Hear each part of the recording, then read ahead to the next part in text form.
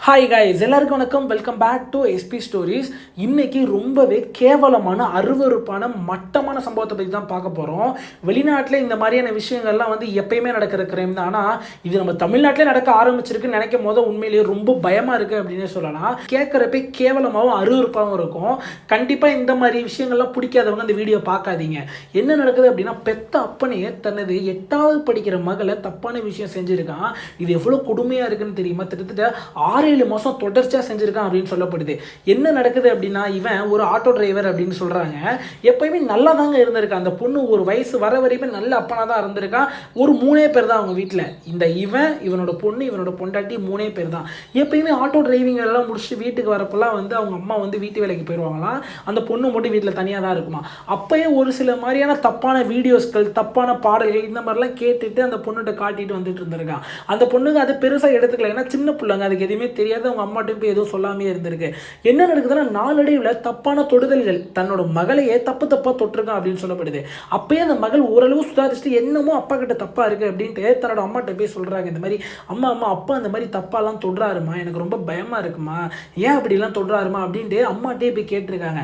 அப்போ அவங்க அம்மா ரொம்ப டென்ஷன் ஆகி அவங்க அப்பாட்ட போய் கேட்குறாங்க, என்னங்க நம்மளோட புள்ள இப்படி சொல்லுது, இவ்வளோ கேவலமா இருக்கீங்களே, என்னதாங்க ஆச்சு உங்களுக்கு அப்படின்னு கேட்டப்ப அவ்வளோ கோவம் வீட்டில் உள்ள எல்லா பொருளையும் போட்டு உடச்சிருக்கான். அவங்க அம்மாவை போட்டு அடிச்சிருக்கான், திட்டிருக்கான். ஏண்டி எவனோ ஒருத்தன் நம்மளோட பிள்ளைய ஏதோ ஒன்று பண்ணியிருக்கான், அதனால அது மன உளைச்சலாகி பேரை மாற்றி சொல்லுது, நான் தான் பண்ணுற மாதிரி சொல்லி அதை நீ கேட்குறியா, என்கிட்ட உன் புருஷன்ட்டு நீ கேட்குறியா? எந்த ஊர் உலகத்தில் அப்பனே தன்னோட பிள்ளை அந்த மாதிரி ஏதாவது தொடுவான், ஏதாவது பண்ணுவானா, என்னடி இவ்வளோ கேவலமாக இருக்கு அப்படின்ட்டு அவங்க அம்மாவே போட்டு அடிச்சுட்டு அந்த பிள்ளையும் போட்டு திட்டிட்டு வீட்டில் உள்ள பொருளெல்லாம் போட்டு உடச்சிருக்கான். இப்போ அவங்க அம்மா யோசிக்கிறாங்க, ஓகே இவர் ஏன் பண்ண போறாரு, அப்பாவே எப்படிங்க பண்ண போறாரு, நம்மளோட புள்ள தான் வேற யாருன்னா இதெல்லாம் ஈடுபட்டிருக்கும் போல, அதனால நம்ம புள்ள பயத்தில் நம்மள அப்படி சொல்லிக்கிட்டு இருக்கு அப்படின்ற மாதிரி அவங்க பெருசாக எடுத்துக்காம, அப்பெல்லாம் ஒன்றும் இல்லை பாப்பா, அப்பாலாம் அப்பெல்லாம் பண்ண மாட்டாங்க, உனக்கு வெளியில் எதுனா ஒன்று இருந்துச்சுன்னா சொல்லு பாப்பா அப்படின்ற மாதிரி சொல்லியிருக்காங்க. இந்த பொண்ணுக்கு என்ன பண்ணுறதுனே தெரியல. ஏங்க 3 பேருங்க வீட்டில், அப்பா அம்மா. அப்பாவே கேவலம் அந்த மாதிரி செய்கிறாரு. சரி அம்மாட்ட தான் சொல்ல முடியும்னு அம்மாட்ட போய் இந்த விஷயத்தெல்லாம் போய் சொல்லுது.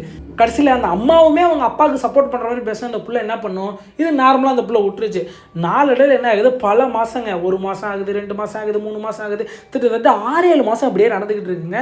இந்த 6-7 மாதமாக அவங்க அப்பா அந்த பிள்ளையை போட்டு அவ்வளோ கொடுமைப்படுத்திருக்கான், அவ்வளோ டார்ச்சர் பண்ணியிருக்கான் தப்பான ரீதியாக. என்ன நடக்குது அப்படின்னா, கிட்டத்தட்ட ஒரு 6-7 மாதம் கழிச்சு அந்த பொண்ணுக்கு வயிறு லைட்டாக ஒப்புன மாதிரி தெரியுது, கொஞ்சம் உடலில் ஒரு சில மாற்றங்கள் ஏற்படுது. இதெல்லாம் அவங்க அம்மா பார்த்துட்டு, என்ன நம்மளோட பிள்ளை இப்போ தான் 8வது படிக்குது, அது கூட உடம்புல இவ்வளோ மாற்றம் ஏற்படுது அப்படின்ட்டு, சரி ஓகே டாக்டர் அழைச்சிட்டு போய் காட்டுவோம், இதெல்லாம் உடம்புல பிரச்சனை இருக்கும் போல அப்படின்ட்டு டாக்டர்கிட்ட அழைச்சிட்டு போய் காட்டுறாங்க. இந்த இடத்துல தான் மிகப்பெரிய அதிர்ச்சி ஏற்படுது. இந்த 8வது படிக்கிற பிள்ளை கர்ப்பமாக இருக்குது அப்படின்னு டாக்டர் சொல்கிறாங்க. என்ன பண்ணுறது ஏது பண்ணுறதுனே தெரியல. அப்போ தான் அந்த பிள்ளைகிட்ட அவங்க அம்மா விலாவரியாக கேட்குறாங்க.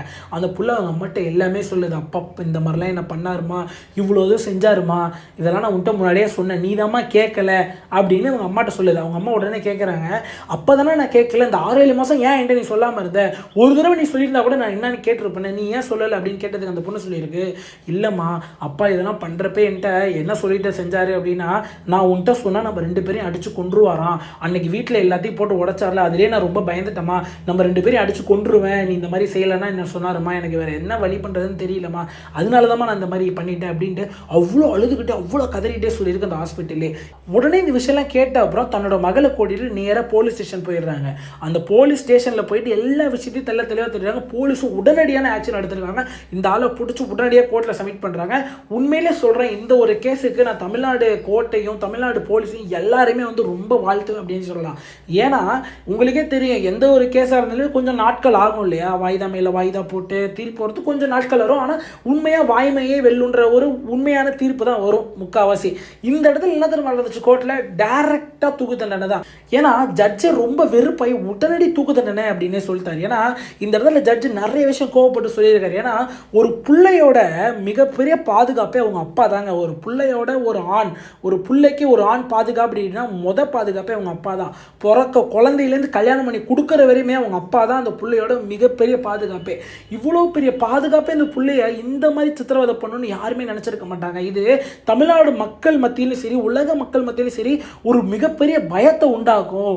தன்னோட இப்போ இந்த கதையை கேட்டுட்டு எத்தனை மனிதர்கள் வீட்டில் பயப்படுவாங்கன்னு யோசிச்சு பாருங்களேன். கேவலமான புருஷங்காரங்களாம் எவ்வளோ பேர் இருப்பானுங்க, அதெல்லாம் சகிச்சுக்கிட்டு தான் பிள்ளைக்காண்டி வாழ்ந்துக்கிட்டு இருப்பாங்க. இந்த மாதிரி கதையெல்லாம் கேட்டுட்டு இவரும் இப்படி ஆயிடுவாரோ அப்படின்ற மாதிரி ஒரு என்னதான் இருந்தாலும் ஒரு சந்தேகமும் மனசில் ஒரு பயமும் எழும் இல்லையா அப்படின்ட்டு கோர்ட்டில் உள்ள ஜட்ஜே இதெல்லாம் சொல்லியிருக்காரு. ஸோ இதுக்கு நான் இந்த மாதிரி தீர்ப்பு கொடுத்தா மட்டும் தான் இது இனிமேல் நடக்காமல் இருக்கும், இதுக்கு நான் வாய்தா மேலே வாய்தா போடணும் அவசியம் இல்லை, இதுக்கு நான் பெரிய விஷயம்லாம் செய்யணும் அவசியம் இல்லை அப்படின்ட்டு பக்காவான நேர்மையான பயங்கரமான தீர்ப்பு கொடுத்துருக்காங்க அப்படின்னு சொல்லலாம். கண்டிப்பாக இந்த கதையை நினச்சி நீங்கள் என்ன நினைக்கிறீங்க, இந்த தீர்ப்பு சரிதானா அப்படின்னு தான் மறக்காமல் கமெண்ட்டில் பண்ணுங்கள். இந்த மாதிரியான க்ரைம் ஸ்டோரிஸ்லாம் பார்க்க நம்ம சேனல் லைக் பண்ணி சப்ஸ்கிரைப் பண்ணிக்கோங்க.